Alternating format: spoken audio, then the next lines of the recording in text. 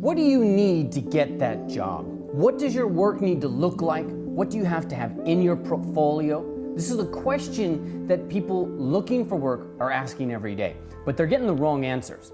There's no question about it, they're getting the wrong answers. And I want to make sure that I clear up this as much as possible so that you're able to focus and that you're able to get that job in a shorter time frame than you may have thought possible. Now, this is a question that I ask in the Character Artist Bootcamp interview, the one at GameArtInstitute.com, where people make the interview, we talk, and one of the things I ask is, what do you need to do to get that job?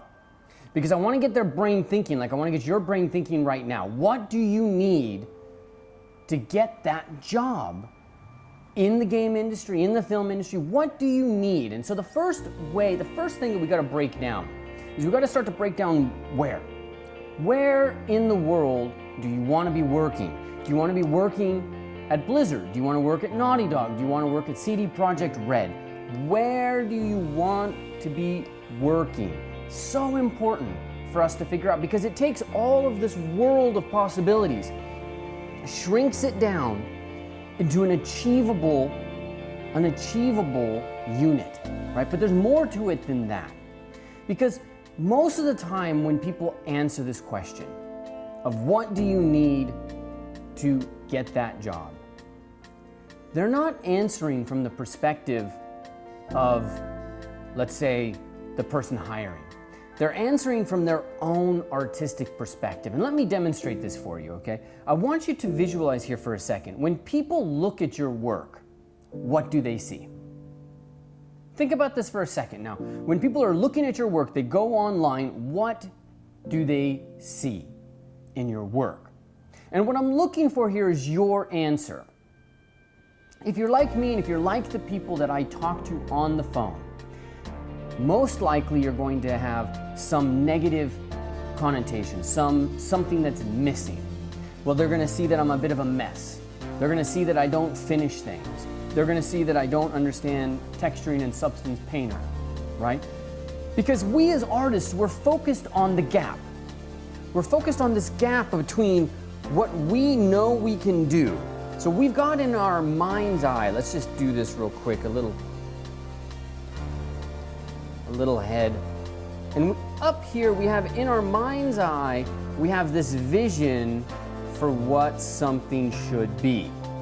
And as we are looking at this, we are noticing what it is not. Because our job as artists is to fix things. So over here in our mind's eye, we're going, let's switch this. We're going, hey, all right, so you're missing this thing. You're missing, well, you kind of got that, but this is too far out, okay? And then you don't have this indent.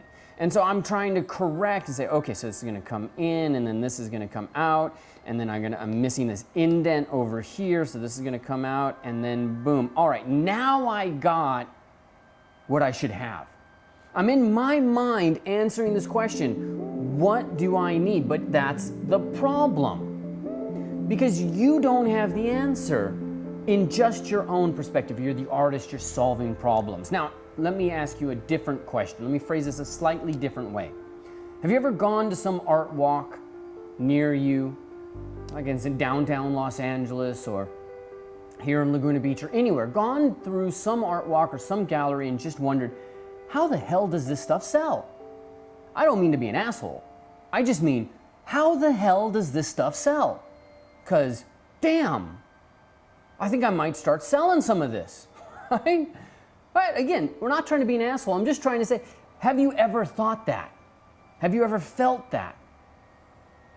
If you have, because I know I have, if you have, it's because what's going on in your mind is that you are mismatching. You are looking at it from a critical perspective. Your inner critic is judging it. Whatever word you want to use, judgment, mismatching, critical. You're using a different part of the brain than the person who buys it. The person who buys it doesn't look at art and say, oh, well, it doesn't have this, it doesn't have that, but it kind of has this, so maybe I'm going to spend $10,000. You don't fork out $10,000 if it's just kind of got what you need. You got to fall in love with it. You gotta just fall for every part of it. And what is it George Bernard Shaw said? That love is the process of overestimating the difference between two individuals. And scientifically, they have proven that. Can you believe it? They have proven that that is accurate. That when you're in love and you're showing a picture of somebody that you love, the critical part of your brain, the part that finds the differences, the part that finds the problem, the part that solves those, looks for those problems, shuts down. You don't see problems. You ever been in that relationship, you hit the 3-year mark, and then suddenly there are problems? Suddenly, bullshit. They've been there all along, you were just okay with them. There's a great person, I love her writing, Helen Fisher, that talks about how romantic love is neurologically 3 to 5 years. That's it. And she studied across cultures and through history.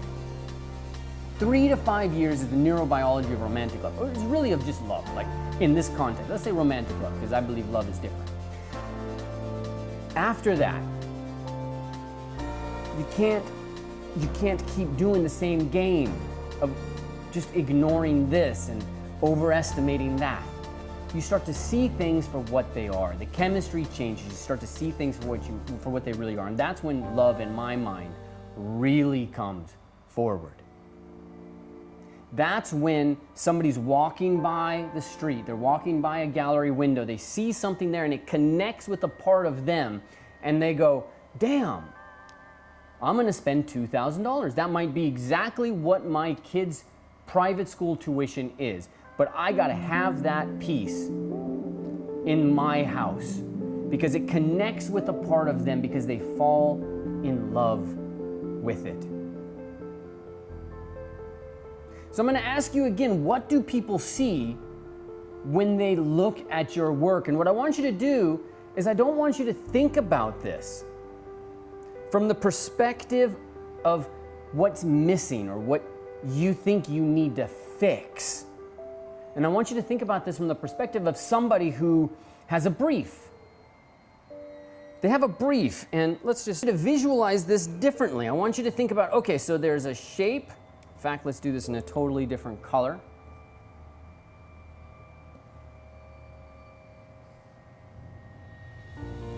And over here is you. And all of your picadillos and all of the stuff that's missing in your work. And that's also in your work. You might be missing this, but you've got that. All right, but over here we got a different person. And they have a different agenda for what they are looking for. In their hands, they have a brief. And in that brief, they've got a couple of notes for what they need to find. And the shape that they need to find, if we're just going to do it real simple, right? And I'm just using abstract things so we can kind of get a sense out of this. What they're doing is they're looking for the things that match because they know off the bat, anybody who's hired somebody knows that you don't get a perfect candidate. So if you're to go in there and approach it from this perspective of what you have as opposed to what you can use, and then they go, oh yeah, and he's also got, let's make that really saturated, there we go. He's also got these skills, and he's also got these skills, but he's missing these. But that's okay, because you know what?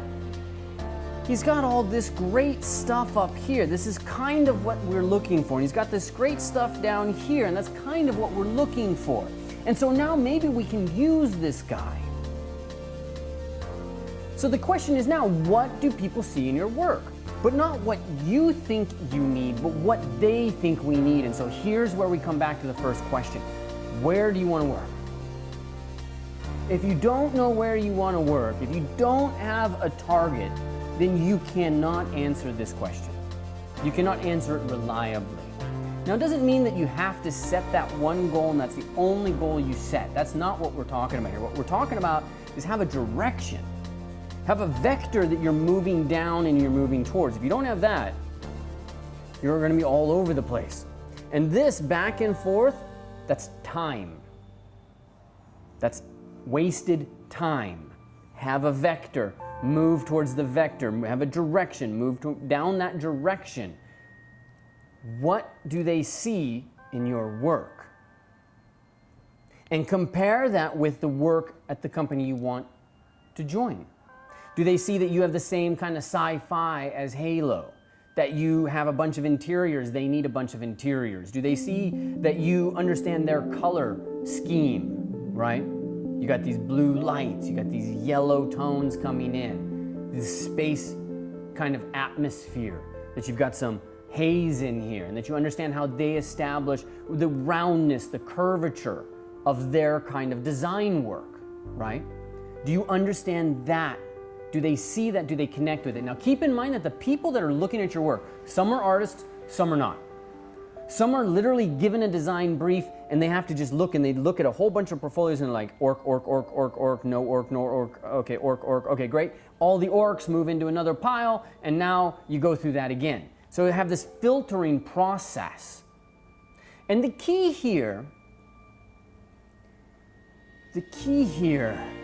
is to understand that you don't have to be perfect, and to give yourself permission to not be perfect. Because most of the time when I ask people this question, they say all of the problems that are going to take them years to solve. Because as artists, we're devoted to this craft. This is a part of what we love and what's important to us in life. It's not just a job, it's our life. So we feel it deep down, and we want to be good at this. We want to be better. But you got to remember it's a job too. And for the people that you're talking to at the other side of that desk, it's 100% a job. In fact, it's their job to find the person to take that job. It's all about the job. Some of these companies are publicly traded. They're run by very smart, whip-smart financial people that know how to actualize artists and turn that into money for the company. For them, it's a job. That doesn't mean it's a negative. It just means know who you're talking to when you start deciding what work you have to do. If you go into a meeting with a bunch of business people and you're the only artist there, who's going to come out on top? You already know. Certainly not going to be the artist. So you go into the meeting, you know what they need.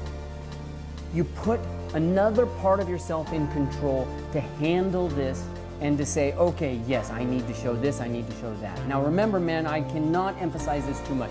People are overeducated in this culture and they are underworked. They are overeducated, they are underworked. My job is not to force feed you information. My job is to get you hungry. My job isn't to teach you the foundations so that you know everything about composition, so that you know all about color theory, right? No, that model to me is done. What's important is that you're so hungry for this information that as you walk down the street, you see it. You think about it, you analyze it. You assess color theory in every movie you watch, in every game you play, because you are hungry for the craft of creating games. That's what our job is. That's what this boot camp is all about, is getting you hungry so that you see the pipeline, you see the process, and you get hungry to get better. But most importantly, you understand that before you sit at that table, you don't have to be perfect. You don't have to have it all figured out. You just have to start doing the work. And as you do the work, start to ask yourself this question. What do I need to get that job? Stay focused on that question. What do I need to get that job? Do I need to learn anatomy? How many characters do you see in games that are naked? Not a lot. Most of them have clothing. How much anatomy do you need to know? You don't see the clothing. You better have the elbows, you better have the hands, you better have the face. You better have those elements, and then the rest of it, you better have a generic, general understanding of it. As you go up the scale, you get better. But don't start at superstar. Give yourself permission today to start where you are and just do the work that's going to make a difference. You might not be able to see what other people see in your work. It might take you a while to do this. That's why I'm making this video for you right now, so you can see this and you can understand how these two different mindsets can tear apart a potential. Because you may not show something that you think isn't good enough, but somebody else is out there and they're looking just for that piece. They're looking just for that skill that you show there. If you only gave yourself permission to start down that road. And that's all it is.